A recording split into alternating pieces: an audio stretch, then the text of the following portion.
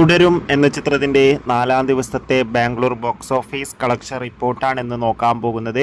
വീഡിയോയിൽ മുൻപ് video like ചെയ്യുക, ചാനൽ സബ്സ്ക്രൈബ് ചെയ്യുക. ഏപ്രിൽ മെയ് മാസം അങ്ങോട്ട് ധാരാളം ചിത്രങ്ങൾ OTT റിലീസ് ചെയ്യും. ചാനൽ ഭാഗം പരിശോധിച്ചാൽ ആ വീഡിയോയ്ക്ക് കാണാൻ വേണ്ടി സാധിക്കുന്നതായിരിക്കും.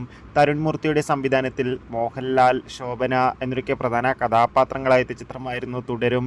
എല്ലാ സിനിമാ പ്രേമികളും ഒരേപോലെ ചിത്രത്തിൻ്റെ റിലീസിനായി ഏറെ ആകാംക്ഷയോടെയായിരുന്നു കാത്തിരുന്നത്. അതിഗംഭീരമായ പോസിറ്റീവ് റെസ്പോൺസ് തന്നെയാണ് ചിത്രത്തിന് ഇപ്പോഴും പുറത്തുവന്നുകൊണ്ടിരിക്കുന്നത്.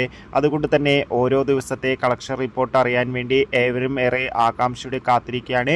ഫൈനലി ചിത്രത്തിൻ്റെ 4-ാം ദിവസത്തെ ഏറ്റവും പുതിയ ബാംഗ്ലൂർ ബോക്സ് ഓഫീസ് കളക്ഷൻ റിപ്പോർട്ടൊക്കെ പുറത്തുവന്നിരിക്കുകയാണ്.